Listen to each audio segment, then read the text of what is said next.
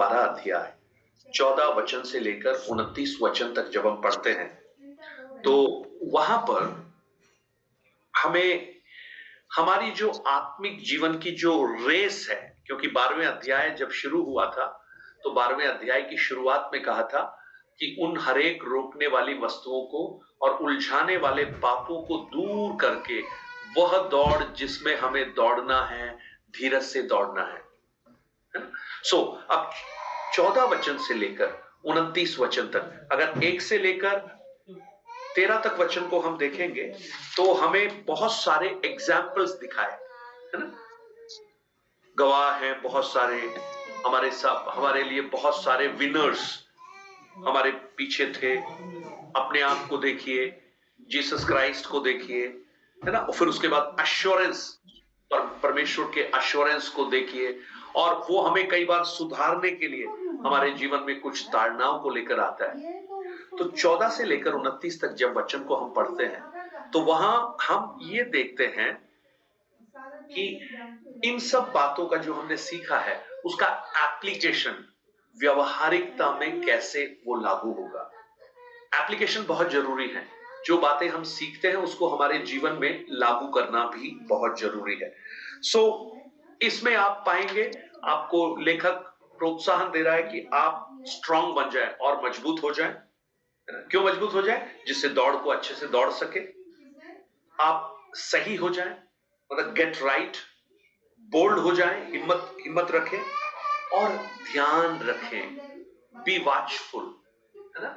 आपको याद होगा, किसको याद है, एक शाइनी विल्सन, शाइनी विल्सन ही था ना नाम, जिसने गोल्ड मेडल जीता था और बाद में वो मेडल वापस हो गया था।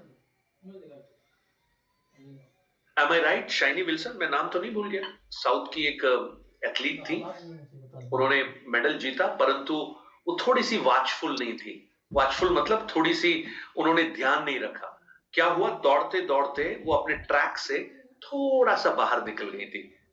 वर्गीस अंकल, शाइनी विल्सन ही था ना नाम उसका, या कोई और नाम था? वही लग रहे थे, मुझे भी कंफर्म नहीं हूँ, लेकिन ऐसे लग रहे। किसी को याद है? हाँ, शाइनी विल्सन सर 800 मीटर के अंदर जो था हुआ था सर, नेशनल चैंपियन में 800 मीटर। हाँ, शाइनी विल्सन है सर उसका नाम। वो कौन सी चैंपियनशिप थी sir? National champion 800 metres 14 years अगो।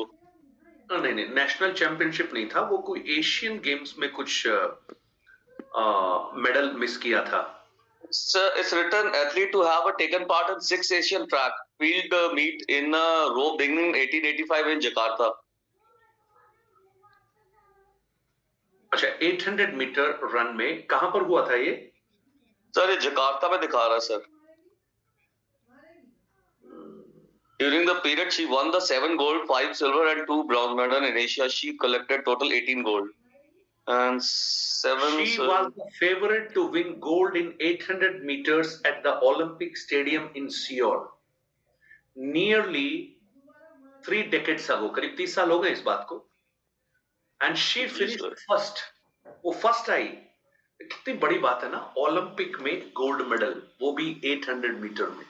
आज तक किसी इंडियन ने नहीं जीता और शाइनी विल्सन ने जीत लिया गोल्ड मेडल, और लोग बहुत, मतलब पूरा देश झूम रहा था। लेकिन थोड़ी देर में वो खुशी गायब हो गई, और खासकर जो केरल के लोग थे वो और भी ज्यादा झूम रहे थे, क्योंकि कहीं ना कहीं केरल का नाम था उसमें। परंतु थोड़ी देर में ये सुनने में आया कि वो मेडल उससे वापस लिया जा रहा है। आप YouTube पे जाके देखोगे तो आपको दिखेगा कि वो शाइनी कैसे रो रही है।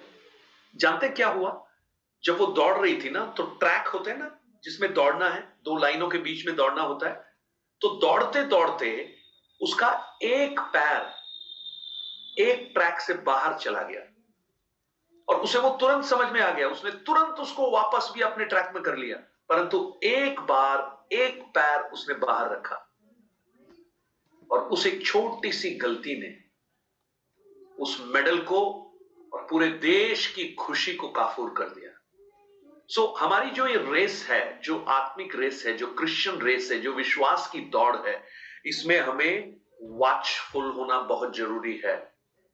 सो 14 से लेकर 29 तक वचन में हम ये देखेंगे कि जो मसीही जीवन की जो ये रेस है उसका गोल क्या है ना। हर रेस का एक गोल होता है ना। हर रेस मतलब 100 मीटर है तो 100 मीटर पूरा करना है, 200 मीटर है तो उसमें गोल्ड लेना है, सिल्वर लेना है, ये सब लेना है। तो हमारे मसीही जीवन का गोल क्या है, और 14 वचन में लिखा है। 14 वचन पढ़ लीजिए। कविता आप पढ़ पाएंगे? कविता जी अंकल। या 40। सबसे मेल मिलाप रखो और उस पवित्रता की खोजी हो जिसके बिना कोई प्रभु को कदापि ना देखेगा। देखो, सबसे मेल मिलाप रखो और उस पवित्रता के खोजी हो। ये दो बातें आप देखिएगा। सबसे मेल मिलाप, peace with all man. Peace, ये वास्तव में हमारे मसीही जीवन का एक लक्ष्य होना चाहिए, एक गोल होना चाहिए कि हम सबके साथ मेल मिलाप रखें। मैं पूछना चाहता हूं, क्या सबके साथ मेल मिलाप है? कई जगह तो पति पत्नी बात नहीं करते हैं। 19 साल तक एक पति पत्नी ने बात नहीं किया, ऐसे परिवार को मैं जानता हूं। 19 इयर्स। और कई बार पति पत्नी लंबे समय तक बात नहीं करते और उसके बाद वो प्रार्थना जरूर करते हैं। और प्रार्थना भी कैसे प्रार्थना करते हैं? प्रभु आपका वचन कहता है 2 जन एक मन होकर प्रार्थना करें। तो कौन सा मन? किसका मन? प्रभु यीशु ने जब कहा कि यदि इस पृथ्वी पर 2 जन एक मन होकर प्रार्थना करें, है ना, तो प्रभु को यह पता था 2 जन ही एक मन होना बड़ा मुश्किल है, इसलिए तीसरे का तो नाम ही नहीं लिया, 3 का नाम नहीं लिया, 2 ही लिया। और 2 में अगर हम कहें तो पति पत्नी, क्योंकि अब से तुम 2 नहीं 1 हो, यह भी बोल दिया यीशु ने। उसके बाद भी पीस विद सबके साथ है क्या? मैं आज पूछना चाहता हूं, आपके घर में आप सबके साथ पीसफुल एटमॉस्फेयर में है या नहीं? मैं आपको कहूं, अगर नहीं है ना, तो आपको सब कुछ हटा के अब उसके लिए परिश्रम करने की आवश्यकता है, उसके लिए प्रार्थना करने की आवश्यकता है।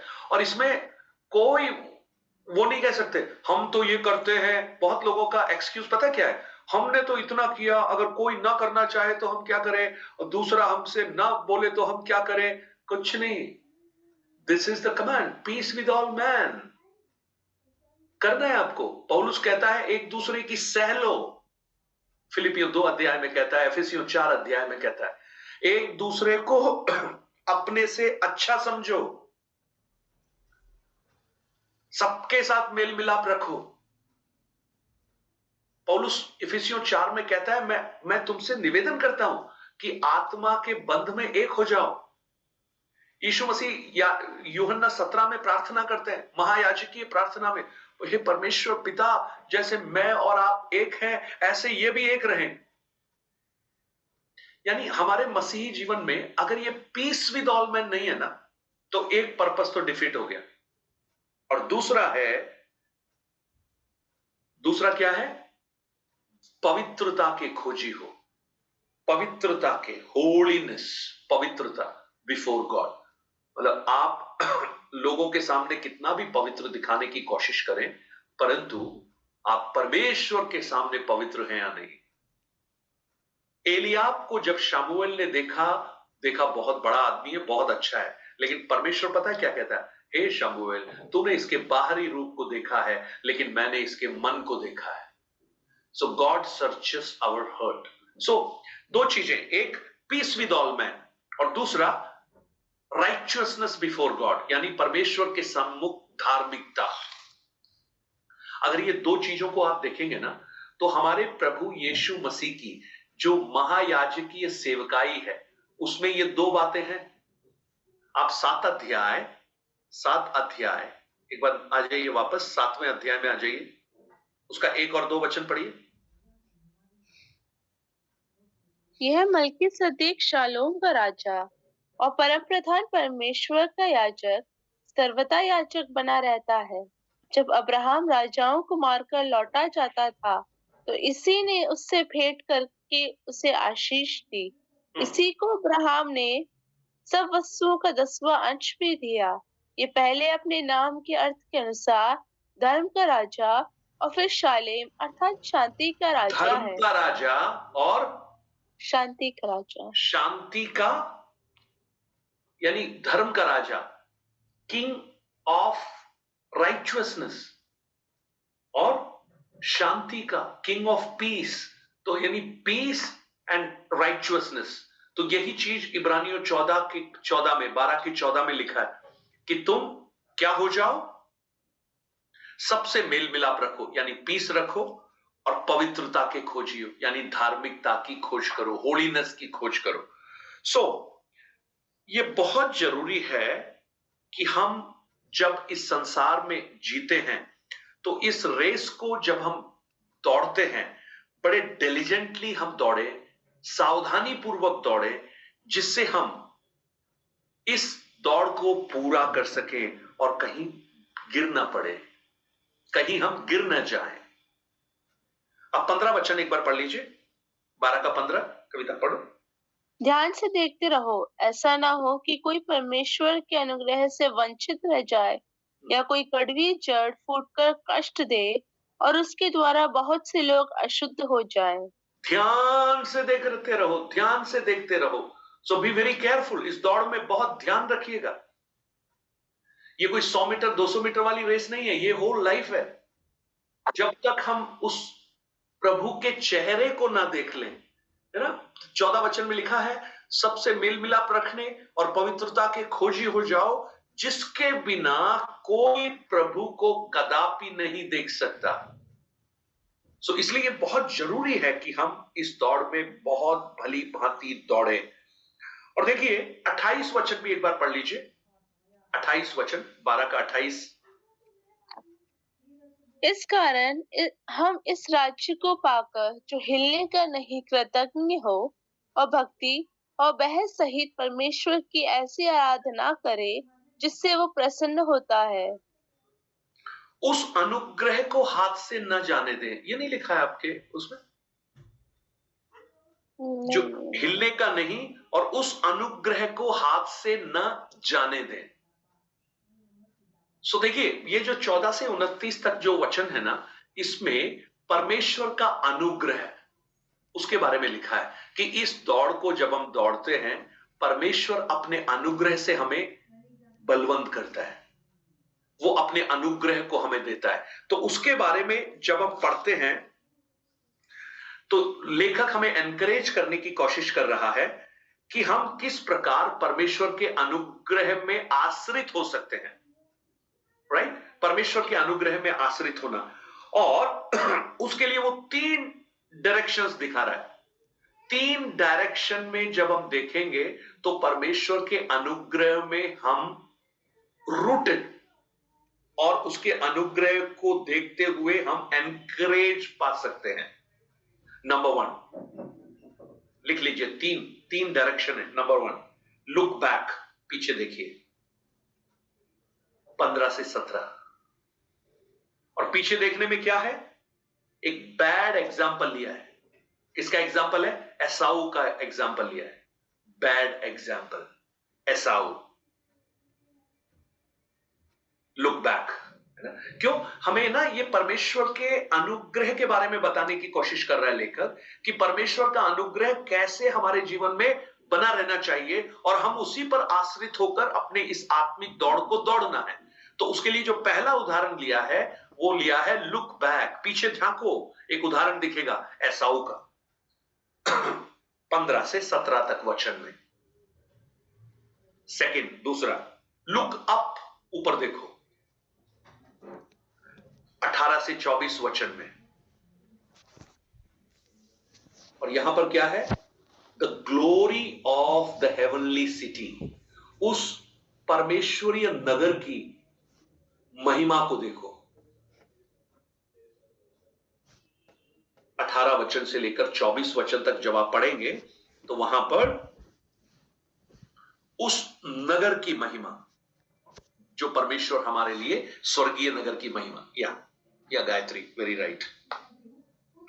और नंबर 3, लुक अहेड, आगे देखो, 25 से लेकर 29 तक वचन। अनशेकेबल किंगडम, वो राज्य जो कभी हिलता नहीं है,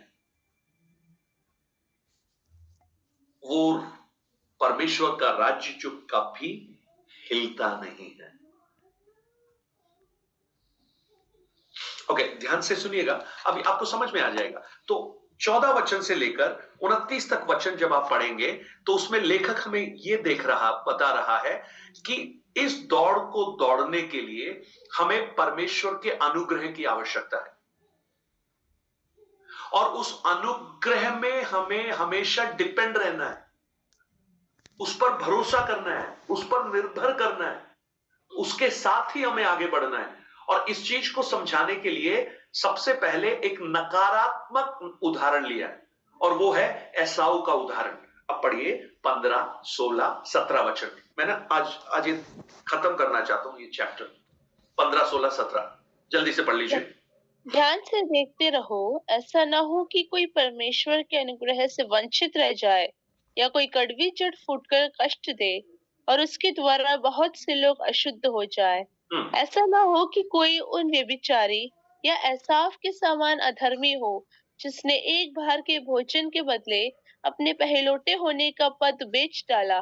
तुम जानते हो कि बाद में जब उसने आशीष पानी चाही तो अयोग्य गिना गया, और आंसू बहा बहाकर खोजने पर भी मन फिराव का अवसर उसे न मिला। ओके, अब आप देखिए एसाऊ को, याद है ना, एसाऊ सबको मालूम है ना।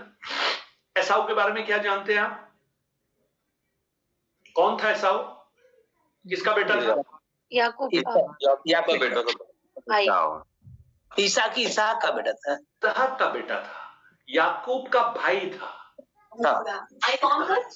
इसहाक के 2 बेटे थे, एक एसाऊ, एक याकूब। ये दोनों जुड़वा थे, है ना। और ये इंसिडेंट आप बाद में पढ़ लेना, उत्पत्ति की पुस्तक 25 अध्याय उसके 27 वचन से 34 वचन तक, और 27 अध्याय उसके 30 वचन से 45 वचन तक में आपको ये घटना आपको दिखाई देगी। राइट, लिख लीजिए, बाद में पढ़ना। एसाऊ के बारे में जो लेखक बताना चाहता है, पता है क्या है? वो ये बताना चाहता है कि एसाऊ ने क्या किया, अनुग्रह जो उसको मिला था उससे वो वंचित हो गया। उसको क्या अनुग्रह मिला था? उसको पहलौठे का हक मिला था, परंतु वो उससे वंचित हो गया। क्यों वंचित हो गया? क्योंकि उसने अपने पहलौठे का जो पद था उसको थोड़े से खाने के लिए अपने भाई को बेच दिया। राइट, ओके, सो एसाऊ सर्टेनली फेल हुआ उस परमेश्वर के अनुग्रह में। एसाऊ के बारे में आप देखेंगे ना, कई अच्छी बातें आपको नजर आएंगी एसाऊ के बारे में। एसाऊ वैसे आप देखेंगे ना, he was a good hunter, बहुत अच्छा एक हंटिंग करने वाला शिकारी था, अपने पिता से प्रेम करने वाला था,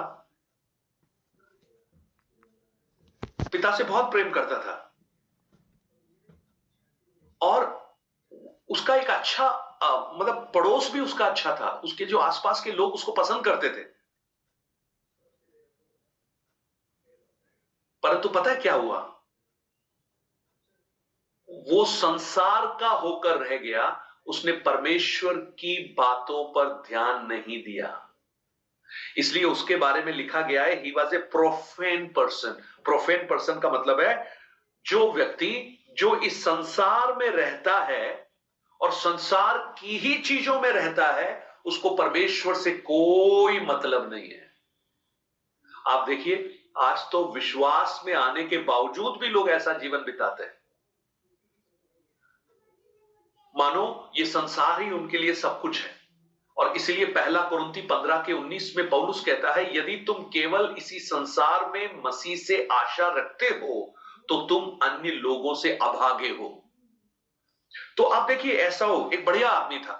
एसाऊ के बारे में अगर कोई पूछेगा तो बोलेंगे यार बड़ा हेल्पिंग आदमी है, पिता जब भी बोलता है मुझे कुछ चाहिए तो तुरंत जाता है और फटाफट जाके शिकार करता है, उसके आसपास के लोग उसको पसंद करते हैं और बड़ा सही आदमी लगता है ये तो। लेकिन याकूब के बारे में अगर आप देखेंगे, याकूब के बारे में सब बोलेंगे ये धोखेबाज आदमी है, ये हमेशा ट्रिकी है, कुछ ना कुछ उल्टा पुल्टा करने की कोशिश करता है, चीजों को हथियाता है, दूसरों का छीन लेता है। परंतु देखिए, जो अनुग्रह परमेश्वर ने एसाऊ को दिया था, उस अनुग्रह से वो वंचित हो गया, कारण उसने अपने उसके मूल्य को नहीं पहचाना। कई बार हम हमारे आत्मिक जीवन के मूल्य को नहीं पहचानते, हम ये नहीं पहचान पाते कि हम कौन हैं, प्रभु ने हमारे लिए क्या किया है, उसको बहुत हल्के में हम ले लेते हैं। और सच कहा जाए तो जो परमेश्वर का अनुग्रह है ना, वो कभी किसी को नहीं छोड़ता। परमेश्वर का अनुग्रह कभी पक्षपात नहीं करता, लेकिन हम अगर चाहें तो उस अनुग्रह से वंचित जरूर हो सकते हैं, एसाऊ की तरह, एसाऊ के समान। अब उसके बाद देखो क्या किया उसने, 17 वचन में, तुम जानते हो कि बाद को जब उसने आशीष पानी चाहिए, तो अभी समझ में आ गया उसको, याकूब ने सारा आशीष ले चुका था। इसहाक से ले लिया, और जब ये ले लिया तब या इस एसाऊ को समझ में आया कि ये तो मैंने बहुत गड़बड़ कर दी। वो वापस गया इसहाक के पास में, इसहाक के पास जाके बोला ये मेरे साथ धोखा हो गया, ये याकूब ने ऐसा कर लिया, और आंसू बहाए, रोया।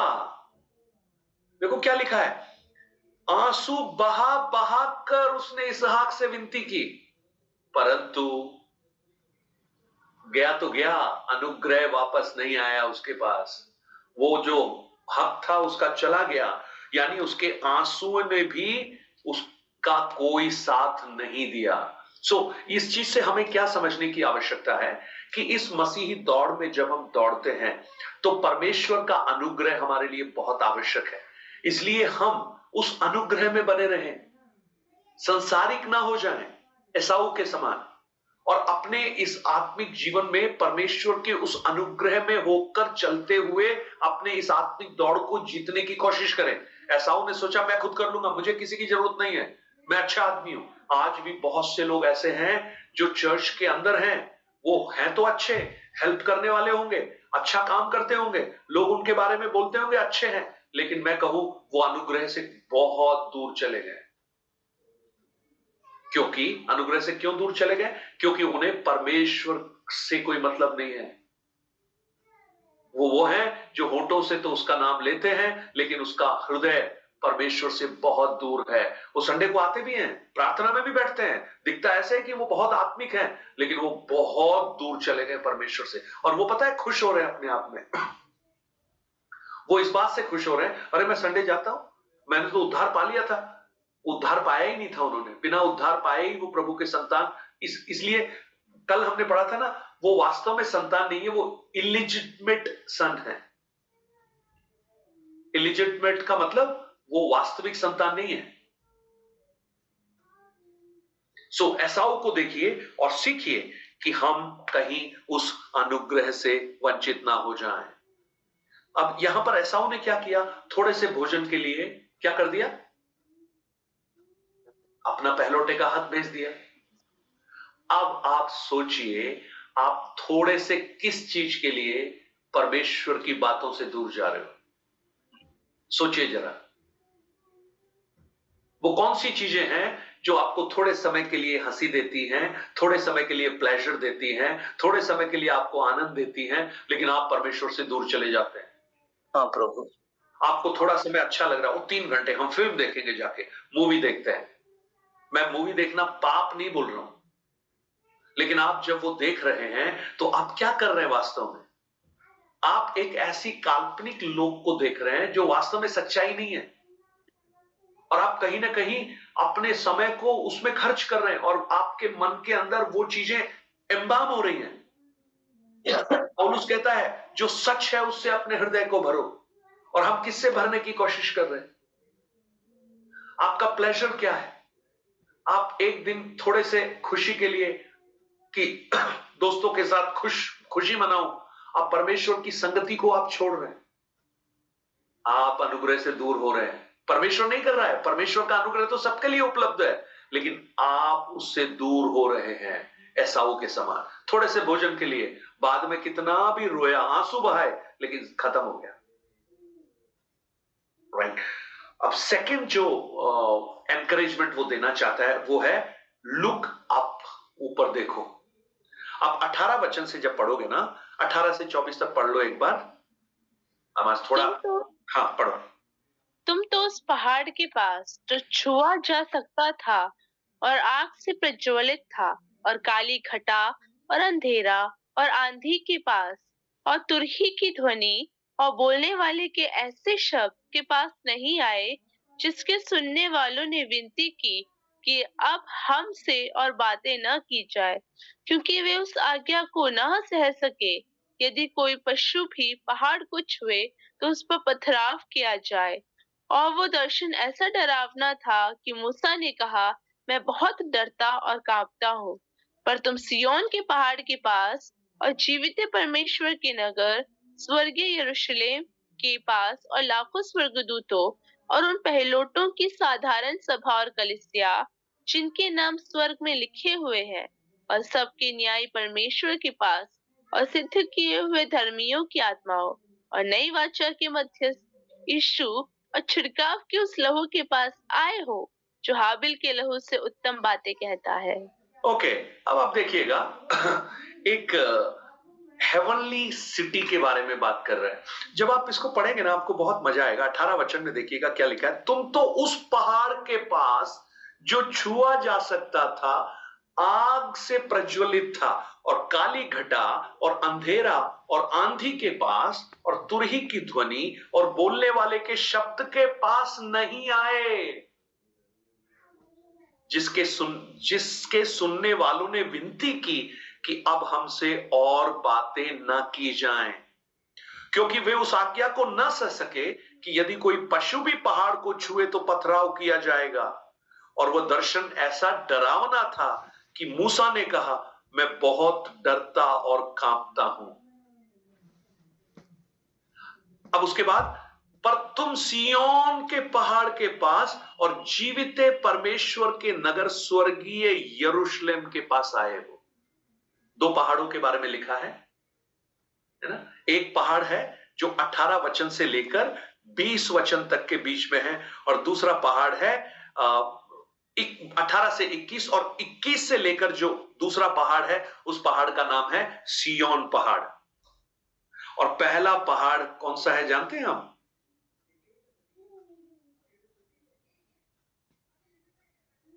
बताइए कौन सा पहाड़ हो सकता है पहला पहाड़? सिनाई पर्वत। यस, बिल्कुल सही बोला अंकल। 2 पर्वत, Mount Sinai and Mount Zion. Mount Sinai क्या है? माउंट सिनाई है जहां से परमेश्वर अपने लोगों से बात करता था। माउंट सिनाई जहां पर आज्ञा मिली थी। आप ना कुछ वचन को नोट कर लीजिए, हम बाद में पढ़ेंगे। निर्गमन 19 अध्याय 10 वचन से लेकर 25 वचन तक, एक्सोडस 19 या 10 to 25 and chapter 20 18 to 21, 20 अध्याय 18 से 21, और ड्यूटोनॉमी व्यवस्था विवरण 4 अध्याय 10 वचन से 24 वचन तक।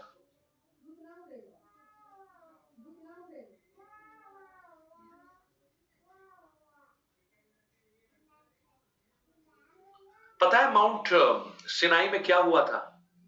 जब परमेश्वर बात कर रहा था तो वहां पर क्या हो रहा था? 18 वचन में परमेश्वर ने कहा, कोई जानवर भी अगर यहां पे आ जाए ना इस पहाड़ पे तो उसको पत्थर मार के मार डालना। वो उसके पास थे लेकिन छू नहीं सकते थे उसको। हॉरर था, टेरर था, डर था, भय था। लोगों ने कहा, मूसा परमेश्वर को बोलो हम नहीं सुनना चाहते। 19 वचन में सुनने वालों ने विनती की कि अब हमसे और बातें ना की जाएं। सुनने वाले बोल रहे हैं हमसे मत बोलो, हमें डर लग रहा है। मूसा को बोल रहे हैं, मूसा तुम ही सुन लो, तुम आके हमें बता देना। यही वचन इन सब भागों में लिखा है जो मैंने अभी आपको लिखवाया है। चलो एक भाग पढ़ लेते हैं। आप व्यवस्था विवरण 4 निर्गमन 20 का 18 से 21 पढ़ लीजिए। निर्गमन 20 अध्याय का 18 से 21। सब लोग गर्जन और बिजली और नरसिंगे के शब्द सुनते और धुआं उठते हुए पर्वत को देखते रहे, और देख के कांपकर दूर खड़े हो गए। और वे मूसा से कहने लगे, तू ही हमसे बातें कर, तब तो हम सुन सकेंगे, परंतु परमेश्वर हमसे बातें ना करे, ऐसा ना हो कि हम मर जाए। मूसा ने लोगों से कहा, डरो मत, क्योंकि परमेश्वर इसलिए आया है कि तुम्हारी परीक्षा करे, और उसका भय तुम्हारे मन में बना रहे कि तुम पाप ना करो। और वे लोग दूर ही खड़े रहे, परंतु मूसा उस घोर अंधकार के समीप गया जहाँ परमेश्वर था। देखो, आप जब उस भागों को पढ़ोगे ना तो आपको समझ में आएगा कि ये जो सिनाई पर्वत है वो पुरानी व्यवस्था को दिखाता है, और सिय्योन पर्वत नई व्यवस्था को दिखाता है। सो सिनाई पर्वत पर लोगों को डर लगता था, जाते नहीं थे, है ना, भयभीत होते थे। और ये सब कहने के बाद जब इन भागों को आप, वो 2-3 भाग जो मैंने आपको बताए हैं उनको आप पढ़ लेना, आपको समझ में आएगा। उन सबको कहने के बाद लेखक क्या कह रहा है, देखिए कितना खूबसूरत है ना। वो क्या कह रहा है कि तुम अब सिय्योन पहाड़ के पास आए हो। यानी हम इसलिए अनुग्रह को महत्वपूर्ण जाने क्योंकि पुराने नियम में वो डरावना था परमेश्वर, लेकिन अभी देखिए, और जीवित है परमेश्वर के नगर स्वर्गीय यरूशलेम के पास, और लाखों स्वर्गदूतों और पहलोटों की साधारण सभा और कलीसिया जिनके नाम स्वर्ग में लिखे हैं, सब न्यायी परमेश्वर के पास सिद्ध किए हुए धर्मियों की आत्माओं और वाचा के मध्यस्थ यीशु और छिड़काव के उस लहू के पास आए हो जो हाबिल के लहू से उत्तम बातें करता है। तुम्हारे लिए इतना अनुग्रह है कि आज तुम उस सिय्योन यानी उस परमेश्वर के पास, इब्रानियों 4 में याद है ना आपको, अनुग्रह के सिंहासन के पास कभी भी जा सकते हो। और उस पर्वत पे देखिए, उस पर्वत पे क्या हो रहा था, लोग डर रहे थे, घबरा रहे थे। तो ऊपर देखने के लिए क्यों बोल रहा है कि जब उस सिय्योन के उस पर्वत को और सिनाई के पर्वत को, इन पर्वतों को जब देखोगे तो तुम्हें समझ में आएगा कि जो नई वाचा है उसके अंदर का अनुग्रह कितना बड़ा है। यानी वो अनुग्रह जो हमसे प्रेम करता है, डरावना नहीं है, वो हमें डराता नहीं है। सो कितना खूबसूरत है कि हम माउंट सिनाई से माउंट जियोन की ओर मूव कर रहे हैं। माउंट सिनाई रिप्रेजेंट क्या, ओल्ड कवेनेंट ऑफ लॉ, पुराने वाचा को बताता है, और माउंट जियोन यानी सिय्योन पर्वत किसको दिखाता है, नई कवेनेंट को बताता है। एक वचन पढ़ लीजिए, आपको समझ में आएगा। गलातियों की पुस्तक उसका 4 अध्याय 19 से लेकर वचन को पढ़िएगा। गलातियों, आपको याद होगा, हमने पढ़ा है ऑलरेडी, ये पढ़ चुके हैं हम बहुत पहले।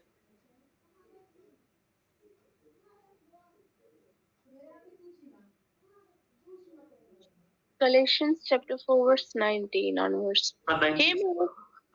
हे मेरे बालकों, जब तक तुम्हें मसीह का रूप न बन जाए, तब तक मैं तुम्हारे लिए फिर जच्चा किसी पीड़ाएं सहता हूँ।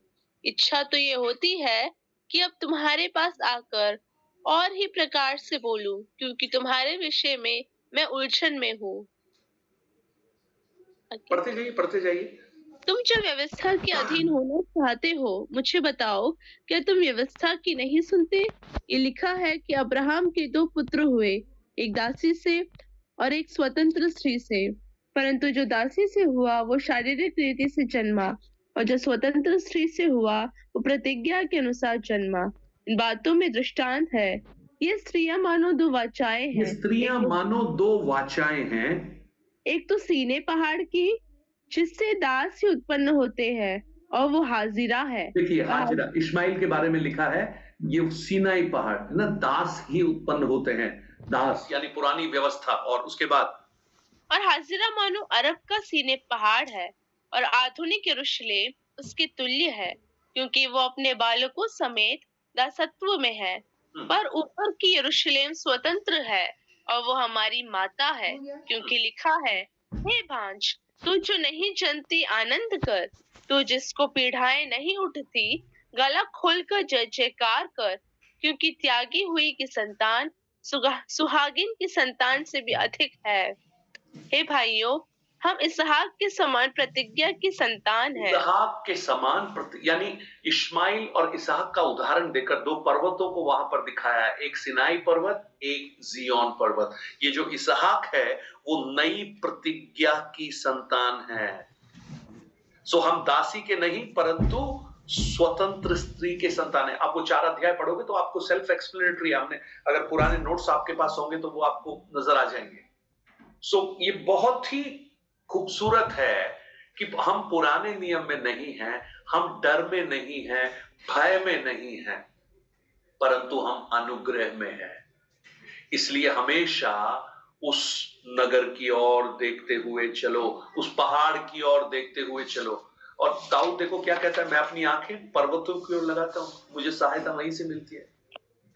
वो भी भविष्यवाणी के रूप में पर्वतों को देख रहा है, पुराने नियम में, लेकिन वो भविष्यवाणी में मसीह को देख रहा है, मसीह को देख रहा है, नई वाचा को देख रहा है। सो उस अनुग्रह को हमेशा अपने हृदय में समान कर रखे। और तीसरा क्या बोल रहा है, लुक अहेड, आगे देखो, आगे देखो। एक पीछे देखा, ईसाऊ दिखा, ऊपर देखा, परमेश्वर का अनुग्रह कितना खूबसूरत है, नजर आया। अब आगे देखो, आगे क्या है, एक किंगडम दिखाई देगा जो कभी टलेगा नहीं। देखिए 25 वचन से लेकर पढ़ लेना, 25 से। सावधान रहो और उस कहने वाले से मुंह ना फेरो, क्योंकि वे लोग जब पृथ्वी पर के चेतावनी देने वाले से मुंह मोड़कर ना बच सके, तो हम स्वर्ग पर से चेतावनी देने वाले से मुंह मोड़कर कैसे बच सकेंगे। उस समय तो उसके शब्द ने पृथ्वी को हिला दिया, पर अब उसने प्रतिज्ञा की है, एक बार फिर मैं न केवल पृथ्वी को वरन आकाश को भी हिला दूंगा।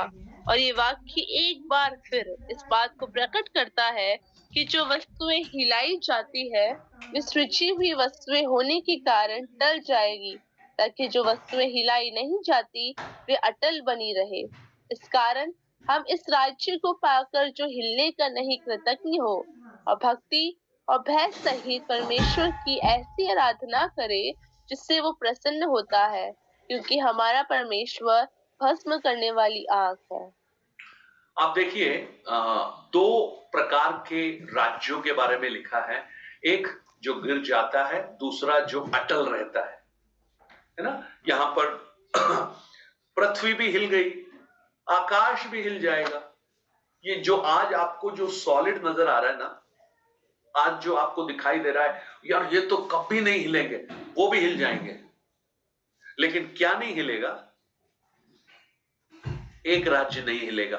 28 वचन में उसके बारे में जो विश्वासी हैं उनको पता है वो कौन सा है। इस कारण हम इस राज्य को पाकर जो हिलने का नहीं, ये कौन सा राज्य है, ये परमेश्वर का राज्य है। और परमेश्वर का राज्य कहां है, यीशु मसीह ने क्या कहा, तुम्हारे हृदय में है। रोमियो 14 के 17 में क्या लिखा है, परमेश्वर का राज्य खाना पीना नहीं है, परंतु क्या है, धार्मिकता है, मेल मिलाप है, और वो आनंद है जो पवित्र आत्मा से मिलता है। देखिए 2 बातें, इस संसार में आज जो भी आपको दिखाई दे रहा है वो सब खत्म हो जाएगा, लेकिन जो ये वचन आप सुन रहे हैं ना, ये खत्म है, कभी नहीं खत्म होगा, ये कभी नहीं खत्म होगा। इसलिए सावधान रहो। देखो क्या, कहने वालों से मुंह ना फेरो, जो आपको वचन बोल रहे हैं ना, सिखा रहे हैं, उनसे मुंह मत फेरो, चाहे वो कोई भी क्यों ना हो, क्योंकि ये वचन हमेशा बना रहने वाला है। क्योंकि वे लोग जब पृथ्वी पर के चेतावनी देने वालों से मुंह मोड़कर ना बच सके, तो हम स्वर्ग पर से चेतावनी करने वालों से मुंह मोड़कर कैसे बच सकते हैं। यानी एक दिन आएगा कि ये जो वचन है ना, ये हमारा न्याय करना शुरू करेगा। वचन कौन है, प्रभु यीशु है, उसको अधिकार दिया है। तो तो ये हमारा न्याय करने वाला है, हर वचन के आधार पर हमारा न्याय होगा, है ना। हमसे पूछेंगे ना, आज देखिए एक आदमी ने कोई क्राइम किया और उसको पकड़ लिया, तो क्या बोलते हैं उसको, भाई तुम्हें भारतीय दंड संहिता की धारा ये इसके अंतर्गत तुम्हें गिरफ्तार किया जाता है, ये तुम्हारा जुर्म है, धारा बताई जाती है ना। जी। तो हमें तो सारी धाराएं पवित्र शास्त्र बाइबल में प्रभु ने हमें बता दी। तो जब हमारा न्याय होगा तो ये देखो, इब्रानियों 12 के 25 के अनुसार तुम सावधान नहीं थे, तुमने सुना नहीं था, तुमने कान मोड़ लिए थे। मैंने बोला था कि इब्रानियों 12 के 14 के अनुसार, नहीं 12 के, हाँ इब्रानियों 12 के 14 के अनुसार मैं तुम में ये दोष पाता हूं कि तुमने मेल मिलाप नहीं रखा, तुमने पवित्रता के खोजी नहीं हुए। तो आप ये भी नहीं कह सकते कि हमको पता नहीं है। जैसे ही आप बोलेंगे पता नहीं है, तो वहां पर रिकॉर्ड में लिखा होगा कि 17 दिसंबर 2024 को 9:58 पर 58 मिनट पर ये बातें आपको जूम के माध्यम से राजकुमार ने सिखाई थी। बस इट इज ऑल रिकॉर्डेड। मेरा तो जूम का रिकॉर्डिंग ही खत्म हो गया है, ही नहीं, जगह ही नहीं है। लेकिन मैं प्रभु को धन्यवाद देता हूं कि परमेश्वर की जो इतिहास की पुस्तक है उसमें सब कुछ लिखा जा रहा है। So let us run this race. इस दौड़ को दौड़िए प्रियो। हर रोकने वाली वस्तुओं को, उलझाने वाले पापों को दूर करते हुए इस दौड़ को दौड़िए। और क्या कीजिए, उस प्रभु के चेहरे को देखिए, मेल मिलाप रखिए, पवित्रता के खोजी हो जाइए, जिससे हम एक दिन प्रभु को देख सके। सो उसके लिए 3 प्रबोधन हमें दिए हैं। एक, एसाव का उदाहरण दिया, बड़ा अच्छा आदमी था, लेकिन परमेश्वर की दृष्टि में अच्छा नहीं था, संसार की दृष्टि में अच्छा था। आप किसकी दृष्टि में अच्छा बनना चाहते हैं? परमेश्वर। कुछ लोग यहाँ पे सारे काम करने को तैयार हैं, लेकिन परमेश्वर की बातें आते ही उनका मामला खराब हो जाता है। लोगों की खूब हेल्प करते हैं, बढ़िया काम करते हैं, लेकिन शाम होते ही किसी दूसरी दुनिया में चले जाते हैं। यानी उनको संसार का जो प्लेजर है वो खुशी देता है, एसाऊ के समान। थोड़ा सा खीर खा लो यार, अरे खीर खा के, कुछ लोग है ना, डॉक्टर बोलते हैं भाई आपको शुगर है, आप मीठा मत खाना, नहीं तो बहुत प्रॉब्लम है। तो वही आदमी खीर लेकर कटोरा भर के खा रहा है, उसको मना कर रहे हैं उसकी पत्नी, अरे मत खाओ। तो वो पता क्या बोल रहा है, अरे मरना ही है तो खा के मरे ना। तो कुछ लोग ऐसे ही मरने के लिए तैयार हैं, ऐसे ही अनुग्रह से वंचित होने के लिए तैयार है, अपनी छोटी सी खुशी के लिए। लेकिन प्रभु हमें एक ऐसी खुशी देना चाहता है, उसके लिए अभी यहां की तत्कालिक खुशियों को हमें समझौता करना पड़ेगा। जब हम यहां समझौता करेंगे ना, अब देखो खाने के बारे में दानियल सबसे अच्छा उदाहरण है। दानियल कहता है नहीं खाऊंगा राजा का स्वादिष्ट भोजन, नहीं खाऊंगा, अपने आप को अपवित्र नहीं होने दूंगा। क्यों? अच्छा नहीं लगता क्या? उसकी जीभ क्या कट गई है क्या? उसकी जीभ में कोई प्रॉब्लम है कि वो राजा का खाना खाने से उसमें खुजली होती है? अरे भैया, खाना सबको अच्छा लगता है, खाने के लिए तो दुनिया पाप में पड़ गई। वो एप्पल पता नहीं कौन सा फल था जो दिखा और अच्छा लगा उसको, तभी से ये सारी प्रॉब्लम हो रही है। लेकिन उसने नहीं खाया, उसने नहीं खाया। आप यूसुफ को देखो, यूसुफ एक पोतीफर की पत्नी बोलती है मेरे साथ सो, वो कर सकता था वहां पर, लेकिन उसने थोड़ी सी खुशी के लिए अपने उस अनुग्रह से वो वंचित नहीं हुआ। उसने कहा नहीं, मैं परमेश्वर के सामने ऐसा नहीं कर सकता। और जब ऐसे समझौता किए हुए लोगों को आप देखते हैं ना बाइबल में, आप देखेंगे उनको परमेश्वर ने बहुत ऊपर पहुंचाया है, क्योंकि ये वो लोग हैं जिन्होंने परमेश्वर की आज्ञा को माना है। हाँ, परमेश्वर की आज्ञा को कई लोग ना सबके सामने मानने की कोशिश करते हैं, लेकिन प्रभु ध्यान से पता है क्या देखता है? आप जब एकांत में होते हैं तब आप परमेश्वर की आज्ञा को कैसे मानते हैं। और अगर वहां पर आप मान रहे हैं तो समझ लेना प्रभु आपको बहुत ऊपर लेके जाने वाला है। सो आइए प्रियो, इस दौड़ को हम दौड़ें और दौड़ते दौड़ते हम उसके चेहरे को देखें, हर रुकने वाली वस्तु को दूर करें, उलझाने वाले पाप को दूर करें और उस परमेश्वर के अनुग्रह में हम आगे बढ़ते जाएं। ओके, सो 13 चैप्टर अब हमारा है। आपका विश्वास दिखाई देता है, आपका विश्वास दिखता है। 13 अध्याय हम कल पढ़ते हैं ना, और प्रार्थना करें। एनी डाउट्स, एनी क्वेश्चंस हैं तो पूछिएगा प्लीज। पास्टर साहब, हाँ जी बोलिए। मेरा एक प्रश्न रह गया कल का सब्जेक्ट के बारे में। हाँ। तो कल का सब्जेक्ट जो आपने हम सबों को एक्सप्लेन किए थे, अनुशासित करने के लिए परमेश्वर हमें ताड़ना देते हैं। हाँ। तो ये 10 पहला कोरिन्थियों उसका 10 अध्याय है, जहाँ पर इस्राएली लोग जब जा रहे थे, कुड़कुड़ाते थे, तो परमेश्वर उनको अनुशासन में मृत्यु का दंड दिए थे। हाँ। तो वहां पर हम 10 अध्याय का 4 पद को थोड़ा पढ़ रहे हैं, और सब ने एक ही आत्मिक जल पिया, क्योंकि वे उस आत्मिक चट्टान से पीते थे जो उनके साथ साथ चलती थी, और वो चट्टान मसीह था।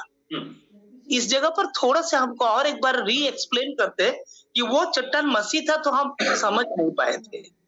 अच्छा देखिए, चट्टान तो रॉक तो यीशु को कहा गया है ना जी। सो पुराने नियम में बहुत से ऐसे इंसिडेंट हैं जहां पर मसीह यीशु दिखाई देते हैं। अच्छा।